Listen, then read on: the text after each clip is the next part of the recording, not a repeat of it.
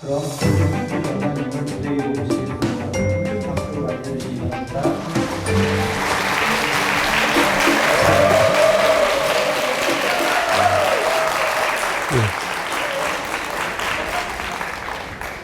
안녕하세요. 방금 소개받은 군산의료원장 조준필입니다. 우선 저에게 이런 새만금 아카데미의 연자로 저를 초대해 주신 군산시 관계자 여러분께 정말 깊은 감사를 드리고요. 또 오늘 이렇게 저녁 시간에 일부러 시간을 내주셔서 오늘 이 자리에 참석해 주신 여러분께 다시 한번 깊은 감사를 드립니다. 저는 이렇게 소개받은 대로 작년 4월 1일부터 군산에서 살고 있습니다. 군산은 우선 북쪽으로 이렇게 충청도하고 경계를 두고 아름다운 금강이 이렇게 흐르고 있고요. 또 남쪽으로는 김제평야를 사이에 두고 이렇게 또 만경강이 흐르고 있습니다. 그 사이에 아주 넓은 곡창지대인 이제 군산평야가 있고요. 또 이렇게 서해 바다가 이렇게 또 군산 앞바다가 이렇게 여러분들 잘 아시는 새만금을 위시해서 군산에 이제 서해 바다가 있고 또 선유도를 대표하는 선유도가 대표하는 이런 산과 해수욕장이 있는 그런 아주 섬들이 이렇게 모여 가지고 있는 선유도가 있습니다. 고군산 군도라고 이렇게 알려져 있는데요. 우리나라에서 산 능선을 이렇게 걸으면서 바다를 이렇게 감상할 수 있는 또는 파도 소리를 들을 수 있는 산을 이렇게 등산하면서 그런 고장은 제가 볼 때 대한민국 전체에서 아마 그렇게 많지 않을 것 같습니다. 군산은 너무 이렇게 아름답고요. 또 이렇게 저희 군산의료원 근처에 음파 저수지 이게 호수가 있는데요.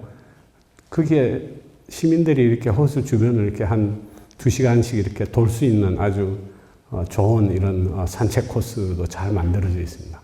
그래서 음파 호수뿐만 아니라 군산 호수도 있고 또 월명 호수도 있고 곳곳에 이렇게 산책할 수 있는 공원도 굉장히 많이 조성되어 있는 것 같습니다. 제가 1년 한 반 정도 이렇게 살아보니까 대한민국에서 군산만큼 이렇게 살기 좋은 곳이 또 어디 있을까 이런 생각이 들었습니다. 그래서 여러분들 이 방송 보시는 많은 분들 군산에 많이 놀러 오시고요. 또 저처럼 이렇게 군산에 살러 오시면은 굉장히 좋을 것 같습니다. 예, 오늘 이제 제가 말씀드릴 내용은 요즘 여러분들도 잘 느끼시겠지만 100세 시대다 이런 이야기 많이 하지 않습니까? 우리나라 사람들이 굉장히 장수하는 나라 중에 하나예요, 우리나라가. 일본이 최장수국가라고 이제 많이 알려져 있죠. 그래서 100세 이상이 넘는 사람들은 일본에서 인구가 몇 명이나 되겠습니까? 100세 이상 되는 사람이 일본에서 10만 명 정도 됩니다. 제가 이 강의를 준비하면서 제가 이렇게 쭉 찾아봤더니 10만 명 정도가 100세를 넘어 이렇게 사신다 그래요. 우리나라는 몇 명이나 되겠습니까? 9천 명 정도 됩니다. 한 10,000명 가까이 되는 거죠. 그러니까 이제 일본이 우리보다 한 10배 정도 이제 많습니다. 100세 이상 되시는 분이. 그런데 많은 이런 인구학자들이 대한민국이 2030년이 되면은 전 세계에서 가장 최장수국가가 될 것이다. 이렇게 예견하고 있습니다. 그만큼 우리나라가 여러 가지로 이제 뭐 좋은 이런 환경에 또 좋은 유전자를 갖고 있고 또 건강에 대한 관심도 굉장히 높고 또 무엇보다도 이제 의료 시스템이 전 세계에서 정말 자랑할 만한 이런 좋은 전국민 의료보험부터 시작해서 아주 좋은 이런 의료 서비스 체계를 가지고 있습니다. 그래서 앞으로 우리가 이제 100세 이상 이렇게 이제 살게 되는 시절이 이제 곧 올 텐데요. 우선 기네스북에 보고된 최고령자가 지금까지 기록 중에 몇 살이겠습니까? 예? 아주 정확한 것 같은데요. 122세로 제가 찾아보니까 122세. 그리고 1875년도에 태어나서 1997년에 돌아가신 프랑스의 잔 루이스 칼망이라는 분이 122세까지 사셨습니다. 여러분들 혹시 나도 100세 넘어서까지 살고 싶다 하시는 분 한번 손 들어보세요. 손 들어보세요. 많지 않으시네요? 보니까 한 10명도 안 되네요. 100세 이상 이렇게. 그런데 여러분이 원하든 원치 않든 100세 넘어갈 가능성도 굉장히 많습니다. 예, 김형석 교수 잘 아시죠? 연세대학교 교수시고, 제가 연세대학교 1977년도에 연세대학교 들어갔을 때 이분이 1920년생 출생이시니까 57세 아주 왕성한 이런 저작 활동과 강연을 하셨습니다. 제가 학교에 들어오면서 굉장히 감명 깊은 이런 강의들을 굉장히 많이 들었었는데요. 이분이 올해 105세시죠. 그리고 지금도 강의하러 다니시고 책도 1년에 몇 권씩 쓰시고 이렇게 해서 정말 모범적으로 장수하시는 분 중에 하나죠. 이렇게 김영석 교수님 같이 이렇게 건강하게 이렇게 산다면은, 건강을 유지한다면은 나도 100세 이상까지 살고 싶다 하시는 분 한번 손 들어보세요. 예. 아까보다 한 10배는 손 드시는 것 같습니다. 예. 아까 말씀드린 대로 여러분이 원하든 원치 않든 100세를 이 자리에 계시는 분 중에서 많은 분들이 100세까지 살 가능성, 위험이라 그럴까요?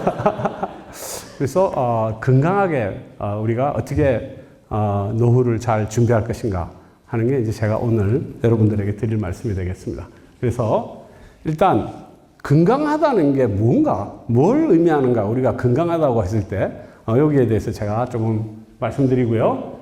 그 다음에 이제 제가 수명에 대해서 말씀드렸는데, 평균 수명, 또 기대 수명이라고 하는 평균 수명, 또 기대 여명, 또 건강 수명, 이런 것들에 대해서 조금 우리가 이야기하고요.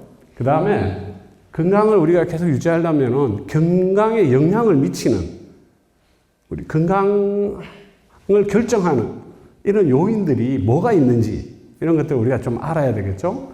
그렇게 해서 이런 건강 결정 요인들을 우리가 잘 관리해가지고 건강한 상태를 더 좋은 건강한 상태로 계속 유지할 수 있는 그런 이제 개선 발전시켜 나가는 것을 우리가 건강 증진이라고 이렇게 이야기합니다. 그래서 오늘 제가 이런 부분에 대해서 좀 말씀드릴까 합니다. 예, 퀴즈를 하나 드리겠습니다. 2024년도에 태어난 신생아는 몇 살까지 살 것 같습니까? 이게 기대 수명이 되겠습니다. 예? 100? 다른 데 같으면 제가 이렇게 퀴즈에서 맞히면 이렇게 상품도 드리고 막 이러는데, 지금은 강연장이 좀, 이렇게 계단식으로 돼 있어서 제가 묻고 답을 하는 방식으로 하겠습니다. 예. 통계청 자료에 의하면은 84.3세가 되겠습니다. 그리고 여자는 87.1세, 87세까지 사시고요. 남자는 81.4세. 이게 그러니까 2024년도에 태어난 신생아들의 남은 이제 인생이 되겠습니다. 인생의 그 길이가 되겠죠. 이거는 OECD하고 우리나라의 평균 수명을 비교한 그래프가 되겠습니다. 그래서 보시면은 우리나라 평균 수명이 2011년부터 해서 굉장히 가파르게 이렇게 증가하고 있고요. OECD 국가들보다도 더 기울기가 이렇게 가파르게 올라가죠. 그리고 이때 더 가파르게 이렇게 해서 이렇게 좀 올라가고 있습니다. 그런데 OECD 국가는 2019년부터 이렇게 쭉 떨어지고 있습니다. 왜 이렇게 감소했을까요? 평균 수명이? 예, 맞습니다. 예, 코로나 때문에 OECD 국가는 많이 이렇게 사망이 많았어요. 그러니까. 그래서 우리나라는 코로나를 굉장히 잘 대응한 나라 중에 하나입니다. 이 자료만 보더라도 우리나라가 얼마나 코로나를 잘 대응했는가 이걸 잘 알 수 있습니다. 앞으로도 우리나라 그 평균 수명이 이제 계속 증가될 텐데요. 퀴즈, 두 번째 퀴즈가 되겠습니다. 이제 제가 뭐 올해 만으로 이제 65세가 됐습니다. 그래서 여기 보니까 20세는 잘 안 보이시는 것 같으니까 제가 앞으로 남은 인생이 몇 년이나 되겠습니까? 30년. 네? 여러분들 중에서도 저하고 비슷한 나이가 계시겠죠? 예. 얼마나 되겠습니까? 30년 또.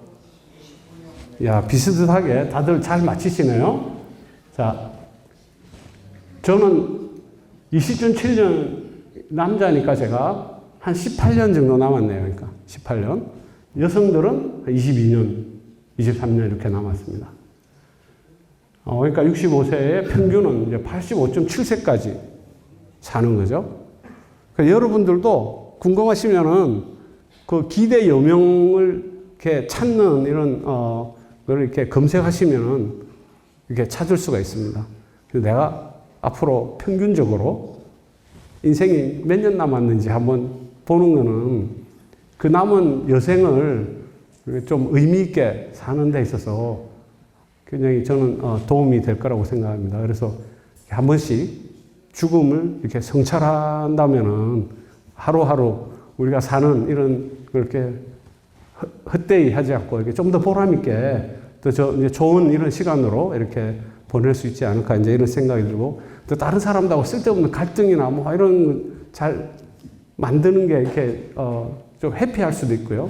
또 뭐 다른 제 분수에 맞지 않는 뭐 엄청난 욕심을 막 부리거나 이런 것도 좀 자제하게 되고 이런 저한테는 이제 좋은 이런 이렇게 효과가 있는 것 같더라고요. 여러분들도 궁금하시면은 얼마나 잘 남아 있는지 인생이 한 번씩 보시고 또 이렇게 더 좋은 이런 남은 인생을 살 수 있는 이런 계획도 이렇게 한 번씩 이렇게 또 생각해 보시고 이러면 좋으실 것 같습니다. 그래서 이런 거를 이제 기대 여명이라고 그럽니다. 남은 인생이 얼마나 되는지. 자, 그런데 24년도에 태어난 애가 아까 84.3년인가 그랬죠? 평균 수명이. 그런데 이 84, 5년 되는 세월에 아프지 않고 다치지 않고 건강하게 사는 횟수는 몇 년이나 될까요? 얼마나 아주 건강하게 살겠습니까? 70. 예, 그래서 건강수명이라고 하는 것은 기대수명 중에서 질병이나 부상으로 고통받는 기간을 제외하고 건강한 삶을 유지하는 기간을 우리가 건강수명이라고 그럽니다. 이게 굉장히 중요하겠죠, 그죠? 그래서 아프지 않고 다치지 않고 100살까지 또 120살까지 살려면은 어떻게 우리가 건강을 잘 유지해야 될지 이런 게 이제 여기서 알 수 있겠죠. 그래서 보면은 대략 이제 남자들은 이렇게 아픈 기간이 한 15년 정도 돼요. 그러니까. 여자들은 20년 가까이 됩니다.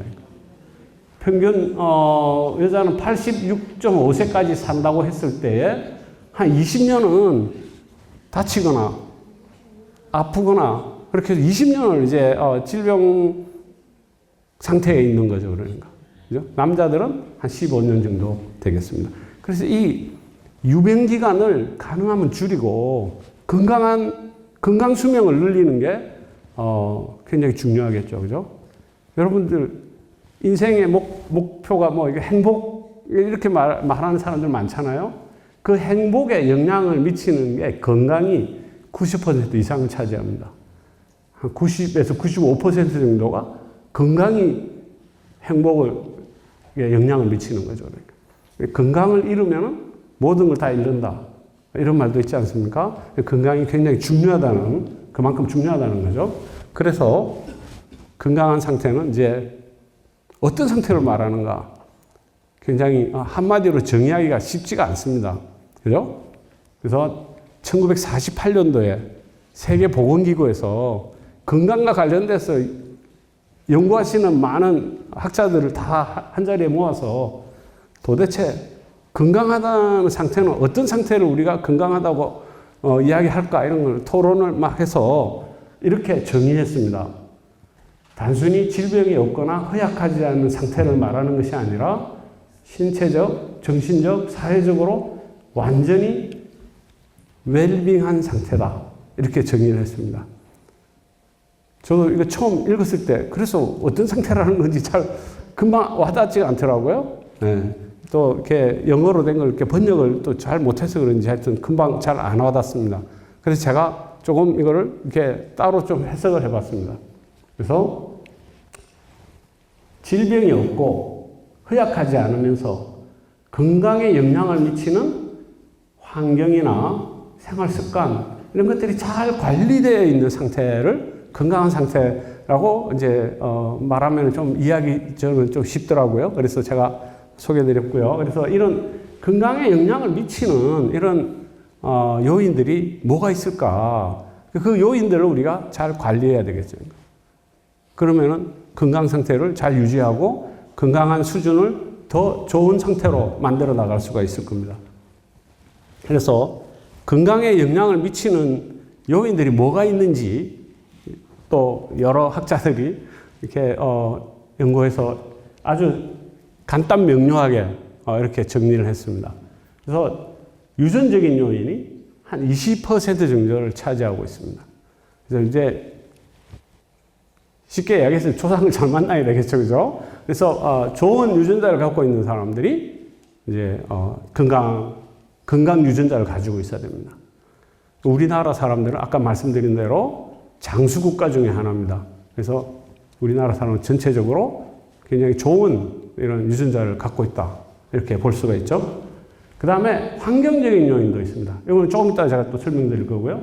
또 의료 서비스도 제가 조금 이따 설명드릴 거고. 근데 사실은 우리가 건강을 이야기하면은 의료 서비스를 이야기하는 사람들이 많아요. 그러니까 뭐 병원을 얼마나 쉽게 갈 수 있는지 또 뭐 아주 빅5라 그래서 또 아주 크고 좋은 병원에 찾아가려고 그러고 이렇게 하는데 사실은 건강에 한 10% 정도밖에 영향을 미치지 않는다는 겁니다. 그러니까 그 좋은 의료 서비스를 제공하는 이런 좋은 시스템이 결국은 건강에 한 10% 정도를 영향을 미치는 거죠. 제일 크게 영향을 미치는 게 뭡니까? 생활 습관이 되겠습니다. 건강 생활을 어떻게 잘 실천하느냐. 이게 우리의 건강을 결정하는 가장 큰 중요 요인이 되겠습니다. 환경적인 이런 요인에 대해서 제가 이런 그래프들을 이제 많이 가지고 이제 설명을 하는데요. 건강에 영향을 미치는 사회 생태학적인 환경에 대해서 이야기를 많이 합니다.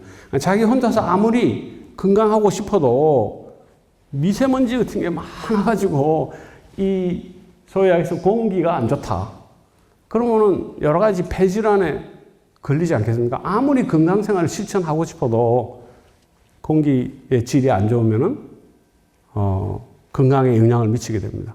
물도 마찬가지입니다. 우리나라는 뭐 물 비교적 아직까지 괜찮지만 향후에 앞으로 먼 미래에 물 부족 국가 중에 하나로 우리나라가 이렇게 유엔에서 이렇게 지목하고 있다고 제가 듣고 있습니다. 뭐 아프리카나 이런 데는 물이 없어가지고 이렇게 우리가 이렇게 운물 파주는 이런 활동도 많이 하지 않습니까? 우리나라 여러 기관 단체에서. 근데 그 물이 오염되어 있거나 물 상태 좋지 않으면 역시 또 굉장히 건강에 영향을 굉장히 많이 미칩니다. 기후. 올해 너무 덥지 않았어요? 저는 너무 올해까지 더운 여름은 처음이다 이런 생각이 들었는데 더 끔찍한 거는 매스컴에서는 당신이 경험하는 가장 시원한 여름이 될 거다 이렇게 앞으로 경험하게 될 여름 중에서 그나마 그래도 가장 덜 더운 이런 여름일 것이다. 이렇게 매스컴에 놨더라고요. 그 말은 매년 더 더워진다는 이야기죠. 그죠? 그래서 걱정이 많습니다. 또 겨울에 막 추워지면 사람들이 이렇게 추운데 무슨 온난화가 된다는 거야. 이렇게 막 또 그러는 분들이 많이 계시더라고요. 저도 사실 그런 생각을 많이 했는데 요즘 매스컴에서 보니까 그것도 지구 온난화 때문에 그렇다는 거죠. 그러니까. 그래서 북극에 빙하가 녹아가지고 그 녹은 빙하물이 흘러내려와가지고 조류를 따라서 그래서 이 근처로 이렇게 내려오니까 갑자기 추워진다 그러는 겁니다. 그러니까 빙하가 이렇게 이게 녹으면서 그 찬물이 빙하물이 조류로 내려와서 차가워지고 다시 또 이렇게 온난화가 됐다가 또 녹아서 그 물이 내려오고 이렇게 해서 한 번씩 뭐 라니뇨 현상이라고 그렇게 신문에 나왔는데 제가 맞는지 모르겠습니다만은 그래서 그렇게 해서 겨울에 굉장히 추워졌다가 또 갑자기 따뜻해지고 이런 아주 이상 기온을 계속 나타낸다 그러거든요. 그게 지구 온난화의 아주 특징적인 또 그런 겨울철에 나오는 그런 현상이라고 그럽니다. 그래서 그런 것도 우리 건강에 영향을 굉장히 많이 미치죠. 그러니까 뭐 주거 환경부터 시작해서 교육 정도 이거는 이제 사회적인 환경이 되겠습니다. 뭐 국가에서는 의무 교육을 다 받게 하고 뭐 이런 것들이 다 그런 게 만약에 없는 나라면은 또 이제 건강에 영향을 그런 게 많이 미치는 거죠. 그다음에 고용 안정성. 그래서 이렇게 아주 안정된 이런 직업을 갖고 있는 사람이 더 건강할 확률이 훨씬 더 높은 겁니다. 그러니까 그리고 작업장의 환경이나 그러니까 좀 저소득층에 있으신 분들은 이렇게 위험을 감소하고 어떤 생계를 위해서 일을 해야 되지 않습니까? 그래서 뭐 이렇게 소위 약에서 3D 직종에 또 이렇게 막 이렇게 종사하시는 분들은 그만큼 또 훨씬 더 건강 유해한 환경에 노출이 더 많이 되는 거죠. 그러니까. 그래서 이런 것들이 다 건강에 영향을 다 미치는 거죠. 그러니까. 그래서 이런 것들을 우리가 사회 생태학적인 환경이라고 이렇게 해서 우리를 둘러싸고 있는 이런 많은 사회 또는 생태학적으로 이런 것들이 우리의 건강에 영향을 굉장히 많이 미친다는 겁니다. 그래서 이제 우리가 할 수 있는 일을 해야 되지 않겠습니까? 그죠? 뭐 저기 어디서 막 날라오는 다른 나라에서 날라오는 미세먼지를 개인이 막을 수는 없으니까 그래서 우리가 할 수 있는 일이 뭔가? 그래서 건강에 미치는 또는 건강을 결정하는 요인들을 우리가 잘 관리하는 이런 과정을 이제 건강증진이라고 하는데요. 어떻게 관리하고 실천할 것인가?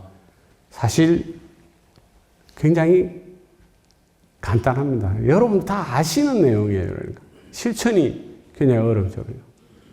그래서 제가 이제 이것보다도 더 많이 설명할 수도 있지만 시간 관계상 또 여러 가지 또 여러분들 이렇게 좀 가실 때 이 최소한 5가지는 다 이렇게 마음속에 좀 담아 가셔가지고 여러분들 건강한 상태를 계속 이렇게 향상시키는데 좀 도움이 되시도록 제가 5가지로 이렇게 정리를 했습니다. 그래서 금연과 금주, 적절한 운동, 건강한 식단, 충분한 수면, 스트레스 관리. 이 5가지가 우리가 이제 건강 생활을 실천해야 되는 굉장히 중요한 이제 항목이 되겠습니다. 그래서 금연, 금주는 뭐, 제가 말씀드리지 않아도 여러분들이 이미 익히 잘 알고 계시겠죠? 그래서 담배, 만성 폐쇄성 폐질환, 이 폐가 이렇게 공기, 산소 교환을 해야 되는데, 이 담배 연기로 인해가지고 폐 조직에 손상을 입어서 더 이상 이렇게 산소 교환을 하지 못하면은 다른 사람보다도 훨씬 더 젊은 나이에 숨이 차게 됩니다. 그러니까. 그래서 계단 올라가는 것도 힘들어지고 다른 사람들은 90살까지 막 이렇게 활기차게 이렇게 다니시고 계단도 올라가시고 막 이렇게 하는데 그거보다 훨씬 뭐 10살, 15살 더 젊은 나이에 벌써 계단 올라가는 게 힘들어지는 거죠. 지금 여러분들이 담배 피면은 젊었을 때 피니까 잘 몰라요. 그러니까. 근데 나중에 나이 들면은 그 대가가 이제 돌아오게 됩니다. 그래서 남들보다 훨씬 더 빨리 노화가 돼요. 그러니까 여러 가지 신체 기능에서.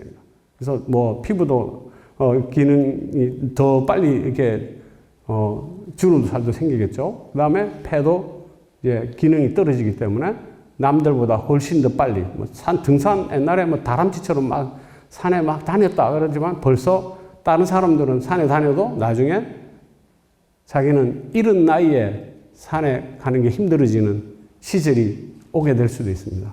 그래서 담배 피는 걸 이제 오늘 이 문을 나서면서부터 결심을 하셔야 되니까 담배 끊어야 되겠다 이렇게. 네. 다음 금주. 한때는 이제 술을 뭐 한두 잔이면은 이제 혈관계, 심장하고 혈관계에 도움이 된다 오히려. 이제 이런 보고들도 많이 있고 실제로 그런 것도 사실일 수도 있습니다. 그런데 사람들이 한두 잔으로 술을 한두 잔만 먹는 게 굉장히 어렵다는 거죠. 그러니까 현실적으로. 그래서 현재 뭐 세계보건기구나 대한민국의 의사협회에서도 그렇고 한 잔도 마시지 마라. 이게 공식적인 권고사항입니다. 한 잔도 마시지 마라. 그래서 정말 내가 의지가 굳다 이러면은 한두 잔 마실 수 있겠지 이렇게 생각하지만 실제로 마시다 보면은 한 잔이 두 잔이 되고 두 잔이 세 잔이 되고 이렇게 해서 그 한도를 넘어간다는 거죠. 거의 대부분. 그래서 세계보건기구에서 이 일찌감치 한 잔도 마시지 마라. 이게 공식적인 이렇게 발표고요. 대한의사협회에서도 한 잔도 마시지 않는 것을 권고하는 이런 이제 입장입니다. 그래서 뭐 음주하면은 이제 간에 이제 이렇게 지방간이 생겼다가 그게 염증으로 돼가지고 간염이 됐다가 또 간경화가 됐다가 궁극적으로 나중에 간암이 되거나 또는 뭐 간경화 자체로서 이제 기능이 떨어져가지고 여러 가지 합병증을 일으키는 이런 상황을 초래할 수가 있죠.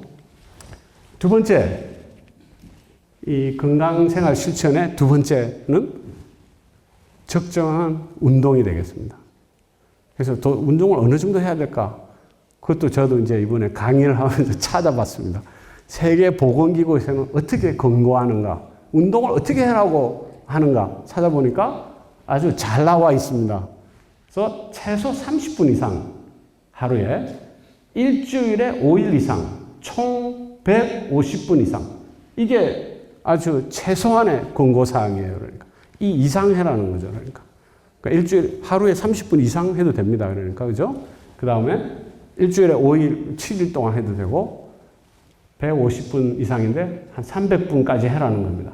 그런데 이거는 이 강도는 운동의 강도는 댄스를 하거나 뭐 가볍게 조금 빠른 걸음을 걷거나 이런 정도의 강도가 되겠습니다. 근데 조깅을 하거나 이렇게 농구를 하는 이런 스포츠 경기를 하거나 약간 격렬한 이런 운동을 하게 되면은 일주일에 한 75에서 150분 정도 이렇게 운동을 해라고 권고하고 있습니다.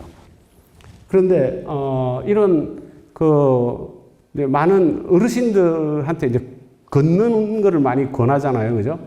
산책하시게 걸으라고. 그런데 어르신들이 걷는 게 운동이라고 생각하시는 분이 굉장히 많이 계세요, 그러니까.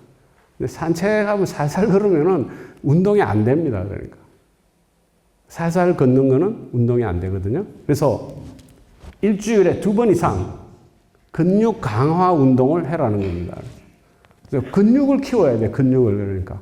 그래서 근육 감소증, 근감소증도 아주 중대한 이런 질병 중에 하나로 지금 이렇게 이야기하고 있거든요. 그래서 여러분들 그 골다공증 이야기 많이 들어보셨죠?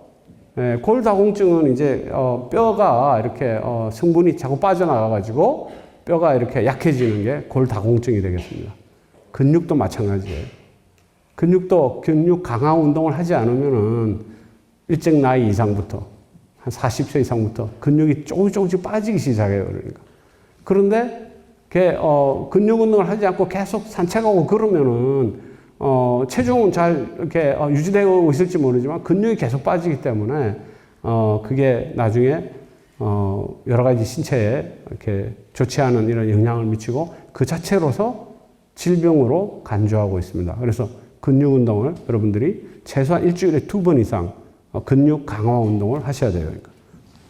걷는 것만으로는 충분하지 않다. 이거를 잘 기억하셔야 돼요. 자, 세 번째 건강생활 실천 세 번째로 건강한 식단이 되겠습니다.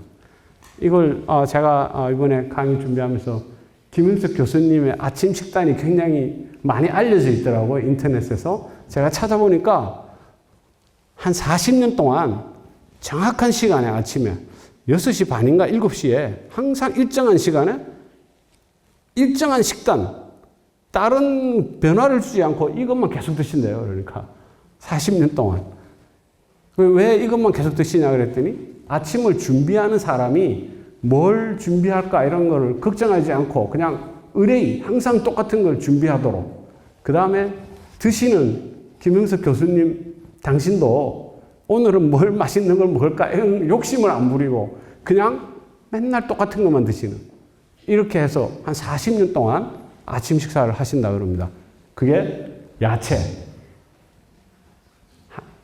한 접시, 그 다음에 우유 한 컵, 계란 하나, 그 다음에 호박죽, 혹은 다른 숲 같은 거 드시고, 그 다음에 감자 이걸 다 먹는 게 아니고, 감자 하나에 반 조각만 드시는 거죠.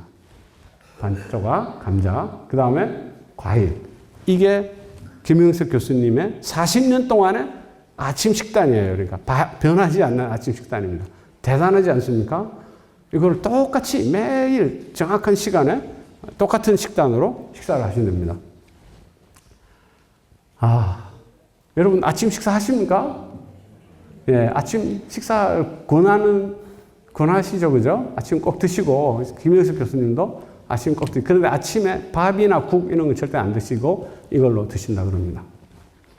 자, 그런데 요즘에 이제 혈당을 체크하는 이런 지속 혈당 측정기가 많이 나와 있습니다. 저도 한번 달아서 해봤거든요.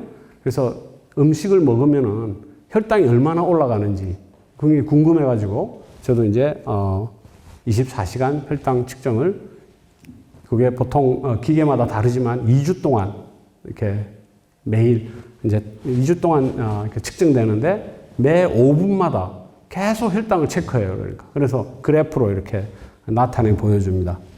그래서 요게 파란 이 그래프가 이제 소위 이야기해서 바람직한 혈당의 이제 커브가 되겠습니다. 그래프가 되겠습니다. 근데 많은 경우에 이렇게 식사를 하면은 잘못된 이제 이런 식사 습관이 있는 사람들은 혈당이 이렇게 쭉 올라가요. 그러니까. 그러면 이렇게 올라가면은 우리 몸에서 이제 반응을 하겠죠. 그죠? 그래서 우리 몸에서 인슐린이라는 호르몬이 분비됩니다. 그렇게 해서 혈당이 쫙 올라가면 이 혈액에 있는 당을 세포 안으로 집어넣기 위해서 인슐린이 나와가지고 세포 안으로 계속 집어넣어요. 그러니까. 그래서 정상화 시키는 거죠. 그런데 혈당이 갑자기 올라가기 때문에 우리 몸에서 인슐린을 많이 분비합니다. 한꺼번에. 많이. 그러다 보니까 또 갑자기 이렇게 급격하게 떨어져요. 그러니까. 그래서 식사하시고 나서 한 두세 시간 지나고 열심히 일하다 보면은 어떻습니까? 야, 당 떨어지는 것 같아. 막 짜증나고 막 집중도 안 되고 이래가지고 당 떨어지는 것 같아. 이래가지고 또 단 거를 또 찾게 됩니다. 그러니까. 그죠? 그러는 경험 많이 하셨죠? 예. 그래서 이렇게 당이 변동이 심하면은, 그래, 또 설탕이나 이런 걸 드시게 되면은 다시 또 올라가요. 이렇게 당이.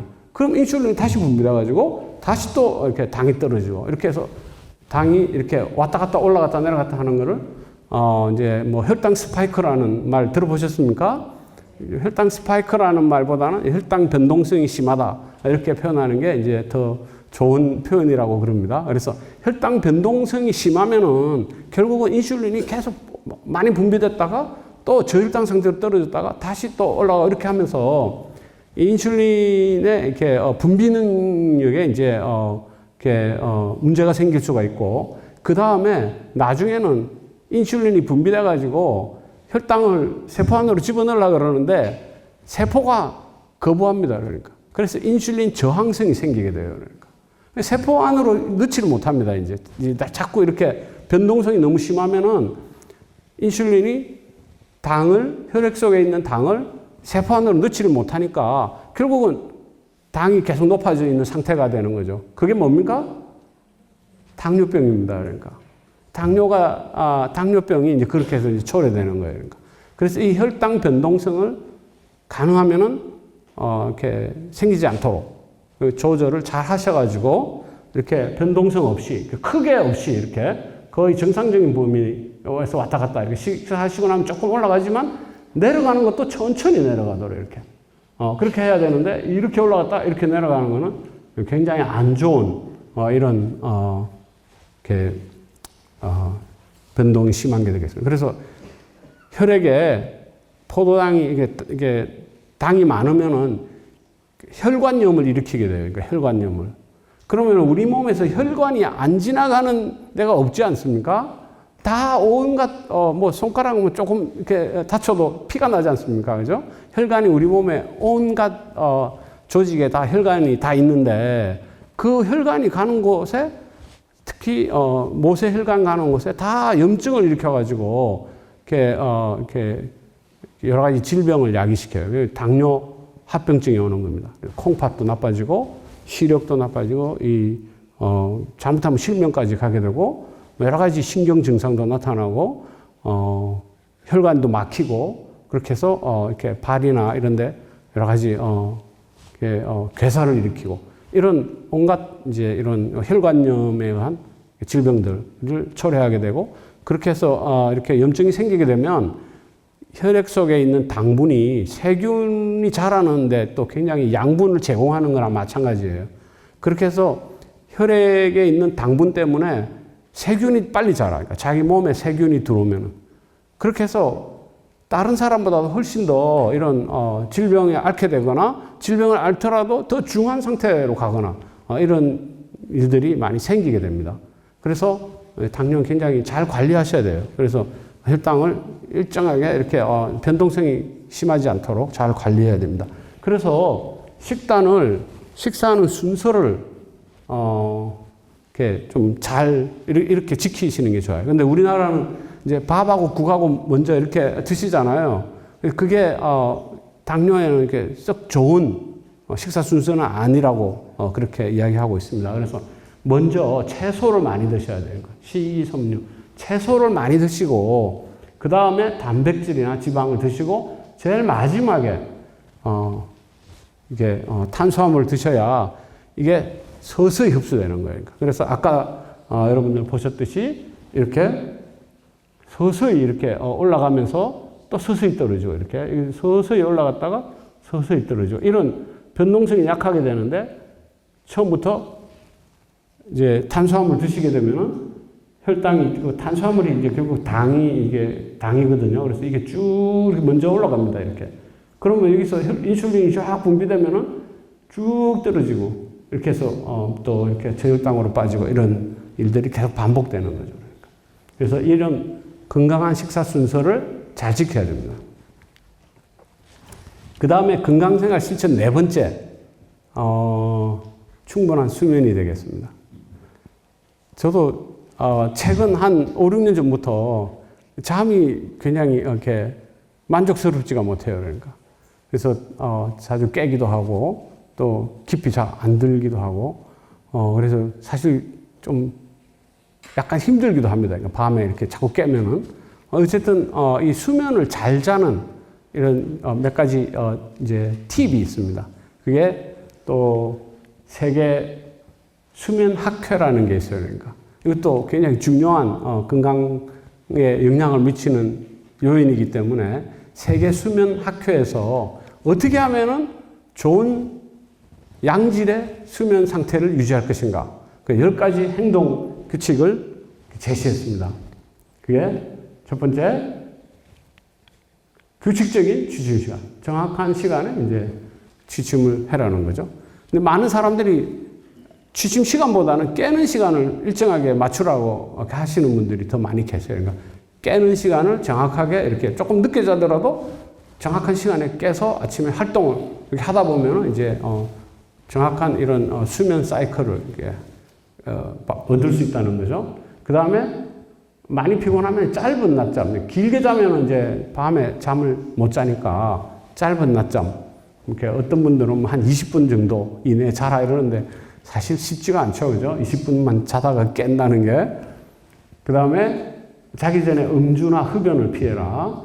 자기 전에 늦은 시간에 카페인, 커피나 이런 카페인 음료를 마시지 마라. 그 다음에 과식을 하거나 자극적인 음식을 먹지 마라.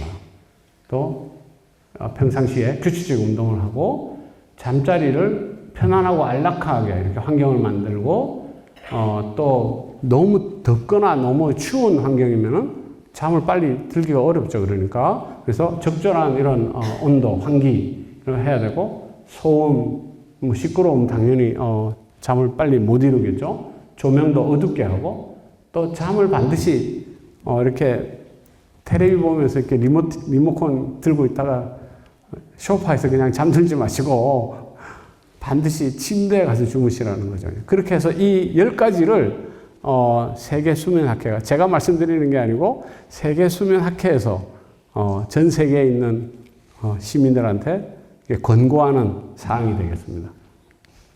그 다음에 건강생활 실천 5번째 스트레스 관리가 되겠습니다. 이것도 제가 이제 여러분한테 자료 화면으로 이렇게 좀 찾으려고 그러니까 학생들이 스트레스가 많은 것 같아요. 그러니까 청소년 그림만 나와가지고 이렇게 어르신들이 있는 그림 아무리 찾아도 잘 없어가지고 제가 청소년 그림을 했는데 뭐 스트레스 관리는 다 마찬가지인 것 같더라고요, 보니까. 그래서 가능한 잘하는 일을 해라. 또 잘 베풀어라. 어르신한테도 다 해당되는 거죠, 그죠? 그 다음에 돈만 쫓지 마라. 돈만 너무 쫓지 마라. 원하는 삶을 살아라. 또 자신의 목표를 적극적으로 쫓아라. 고마움을 적극적으로 표현해라. 좋은 친구를 만들어라.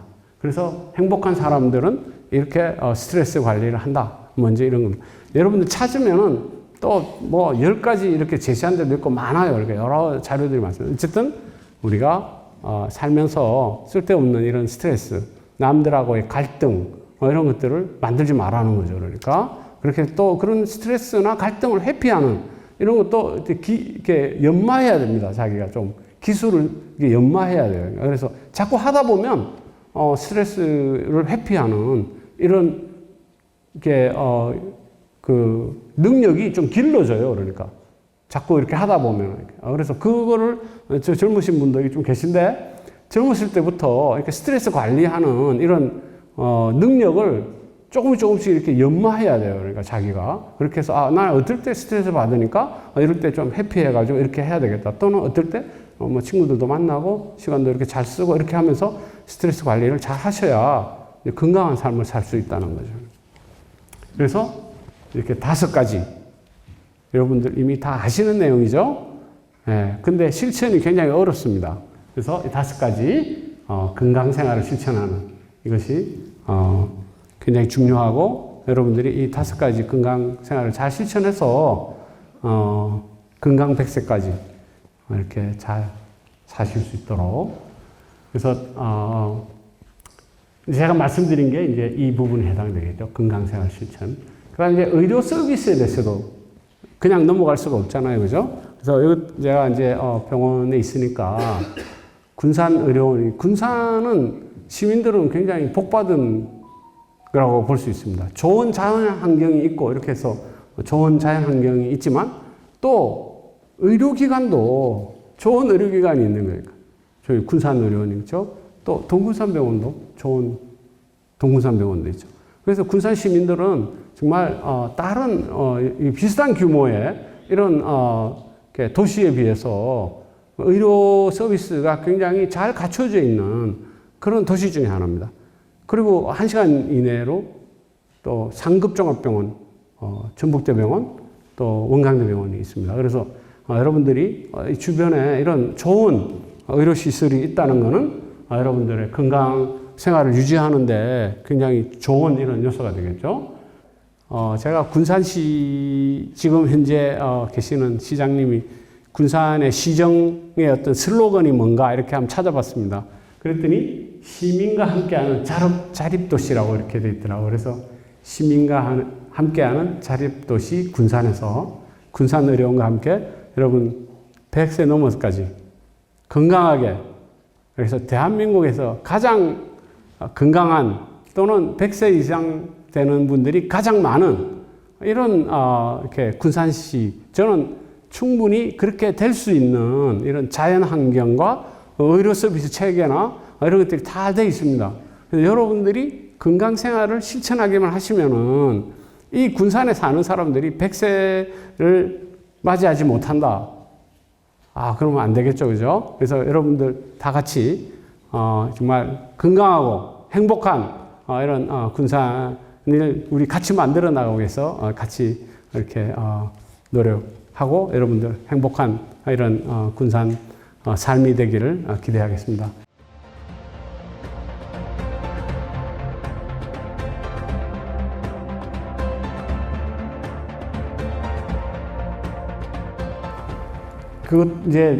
지금은 이제 건강보조식품 말씀하셨는데요. 건강보조식품 말고 치료약도 그렇게 많이 드시는 분들이 계세요. 그러니까 질병의 정확한 용량에 맞춰서 드셔야 되는데, 또 어떤 분들은 이 약이 이게 치료약이라고 생각하셔가지고 막 2배, 3배 빨리 낫고 싶어가지고 또 많이 먹으면은 또 더 좋은 줄 아시고 또 많이 드시게 되고 이런 분들도 계시거든요. 또 어떤 분들은 당뇨인데, 당뇨면 이제 식사를 규칙적으로 하는 상태에서 당뇨, 혈당을 떨어뜨리는 약을 드셔야 되는데, 뭐 감기 드시고 막 이렇게 몸살을 이렇게 식사도 거르시고 막 이랬는데, 이 약은 빠뜨리면 안 된다고 생각하시고 계속 드시다 보면은 저혈당 상태에 빠지는 경우도 드물게 있을 수가 있습니다. 그래서, 이제 약은, 정말 이렇게 그 의사의 지시에 따라서 정확하게 이렇게 잘 드셔야 되고요. 여기저기서 이렇게 처방받아가지고 이렇게 이 병원도 갔다가 저 병원도 갔다가 이렇게 해갖고 먹으면은 이제 약이 중복되어 있는 이런 경우도 많이 생깁니다. 그래서 건강보조식품에 앞서서 그 치료약물도 굉장히 이렇게 어떤 치료약물을 드시고 계시면은 병원에서 진료 받으실 때 어떤 약을 내가 먹고 있다, 복용하고 있다 이런 걸 의사 선생님이 정확하게 이야기하셔가지고 약이 중복되지 않도록 이게 굉장히 중요하고요. 그 다음에 이제 건강보조식품은 이렇게 또 필요하신 경우에는 이제 드시는 게 이제 도움이 될 거라고 생각을 합니다. 그래서 그렇지만 이제 또 그 텔레비전 광고나 이런 거 보고 막 이렇게 건강 염려증 수준에서 또 너무 많이 드시는 분도 계세요. 그래서 그런 거는 이제 바람직하지 않겠죠. 그래서 많이 드시겠다고 한다면은 제 생각에는 여러분들의 소의학에서 자주 가시는 병의원에 계시는 뭐 주치의라고 할 수 있을 만한 그런 선생님들하고 상의하셔가지고 어떤 약을 이렇게 드시는 게 좋을지 그렇게 해서 드시는 게 제일 바람직하지 않을까 이런 생각이 드네요.